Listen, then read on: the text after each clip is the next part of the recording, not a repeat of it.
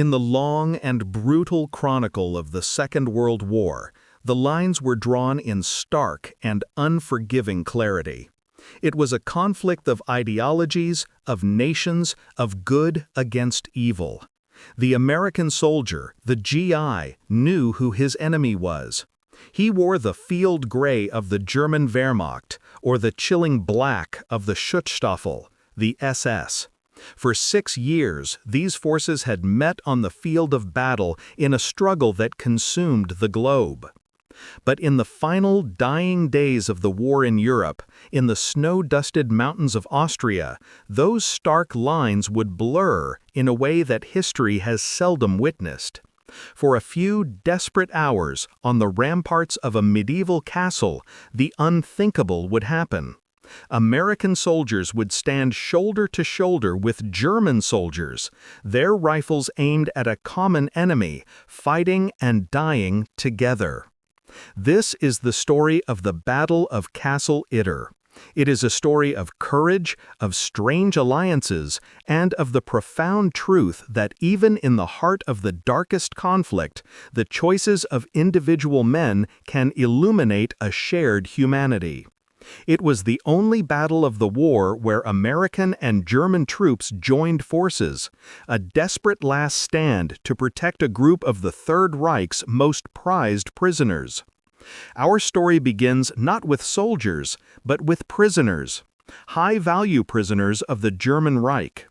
Castle Itter, a small but formidable fortress near the Austrian village of Wrgl, had been converted by the SS in 1943 into a detention center for French VIPs. These were not common criminals or prisoners of war. They were the very men who had led France into the war against Germany, former Prime Ministers Édouard Daladier and Paul Reynaud, former Commanders-in-Chief Maurice Gamelin and Maxim Weygand, French resistance hero François Delarocque, and even the elder sister of General Charles de Gaulle, Marie-Agnès Callao. They were political pawns, held in relative comfort but under the constant shadow of the swastika. Their existence was a symbol of the Reich's victory over France. And as the Allied armies closed in from all sides in the spring of 1945, their value and their danger grew exponentially. With the Führer Adolf Hitler having taken his own life in his Berlin bunker on April 30th, the chain of command across the crumbling Reich was shattering. Fanatical SS units, loyal to nothing but their own twisted ideology, still roamed the countryside, executing anyone they deemed a traitor or a deserter. For the prisoners of Castle Itter, liberation was tantalizingly close, but so was summary execution. The commandant of the castle, Sebastian Wimmer, was a man caught in the vice of a collapsing world. On May 4, 1945, realizing the end was near and fearing retribution, Wimmer abandoned his post and took his own life. The prisoners were now in control of the castle, but they were isolated, unarmed, and surrounded by hostile forces. Their immediate freedom was a death sentence. They needed help. Their hope rested on the shoulders of one man, Zvonimir Chuchkovic, a captive Yugoslav political prisoner who served as the castle's handyman. Accepting the perilous mission, he set out on a bicycle, carrying a letter seeking Allied assistance. Chuchkovic rode into the nearby town of Wrgl. But the first potential savior he found was not wearing the olive drab of the U.S. Army. He wore German field gray. He was Major Josef Gangl, a highly decorated officer of the Wehrmacht. Gangl was a soldier of the old school, a man who had fought for his country but had grown to despise the Nazi regime that had corrupted it. He had long been secretly working with the local Austrian resistance.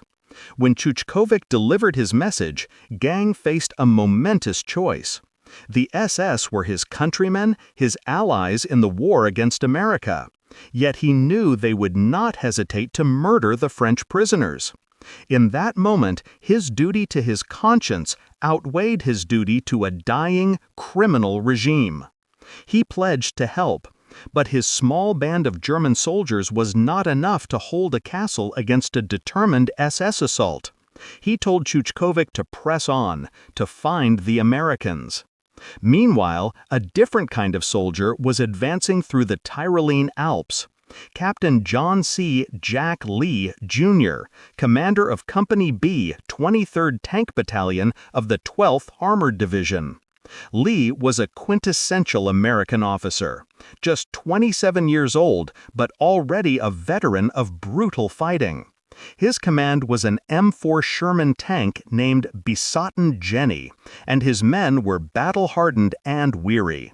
Their mission was to secure the region, but their orders did not include rescuing French politicians from a medieval castle alongside German soldiers. As Lee's small reconnaissance force sat on the outskirts of Kufstein, a second figure emerged from the chaos. It was Andreas Korb, a teenage member of the Austrian resistance, sent by Major Gang. He carried the same desperate plea for help. Lee was a tanker, a brawler, not a diplomat. The situation was bizarre, unprecedented. To divert his forces on a rogue mission based on the word of a German major was a court-martial offense. To trust German soldiers in a combat situation was unthinkable. Yet to leave those prisoners to be slaughtered by the SS was an act of moral cowardice he couldn't stomach. In a decision that would defy military doctrine and define his life, Captain Lee chose to act. He took his own Sherman tank, a second from his unit, and a handful of infantrymen. He would lead this tiny force on a rescue mission into hostile territory. His first stop, the town of Virgil, to meet the German officer who had made this incredible appeal. The meeting between Captain Jack Lee and Major Sepp Gang is one of the most remarkable moments of the war. An American captain and a German, enemies just hours before, shaking hands under the shadow of the Alps. They looked at one another not as emblems of their nations, but as fellow officers who had made a choice to defend human life. Gang placed himself and his dozen or so men under Lee's command. The alliance was sealed. Their combined force, a handful of Americans, a squad of Germans, and one Sherman tank, raced towards Castle Itter. They arrived at the castle to the immense relief of the French prisoners. But there was no time for celebration. The Waffen SS were closing in. The 17th SS Panzer Grenadier Division, the notorious Gotz von Berlichingen, was in the area, and they had learned of the treason at the castle. An assault was imminent. Lee, now the de facto commander of this motley garrison, immediately began organizing a defense. He was a tanker, not an infantry tactician, and the castle was a 13th century fortress, not a modern bunker. But he had a soldier's instinct. He positioned his Sherman tank, Besotten Jenny, to guard the main gate, the most likely point of attack. He posted Gang's Wehrmacht veterans who knew their German-made MG-42 machine guns at key windows and parapets. His own GIs covered other sectors. Even the French prisoners, men in their 60s and 70s, demanded to play a part. Paul Reynaud, the former prime minister, patrolled the battlements. The famed tennis star Jean Borotra, another prisoner, vaulted from the walls to run messages. They were a band of brothers, forged in the crucible of an impossible situation. Night fell on May 4th. The air was thick with tension. Inside the castle walls, Americans and Germans shared rations, checked their weapons, and waited. They were outnumbered, outgunned, and completely cut off. Their only hope was that a larger American relief force, which Lee had radioed for, would arrive in time. The first light of dawn on May 5th. A misty morning in the valley below the castle. The attack began. Just after dawn, it was not a subtle infiltration, but a full-throated assault. The crackle of small arms fire erupted from the woods surrounding the castle, followed by the terrifying thud of mortars. The SS force, numbering between 150 and 200 men, were battle-hardened fanatics. They advanced with grim determination, seeking to overwhelm the castle's meager defenses. The defenders returned fire. The blended sounds of American M1 Garands, German Kar-98 rifles, and the blistering cyclic rate of the MG-42 filled the mountain air. At the main gate, Besotten Jenny was a roaring lion. Its .30 caliber machine gun swept the approaches, and its 75mm main gun fired high explosive shells into the SS concentrations, breaking up their initial charges. But the SS were not easily deterred. They had brought an 88mm anti-tank gun. A single shot from the powerful 88 slammed into the Sherman. The tank was knocked out of action, its crew forced to bail out.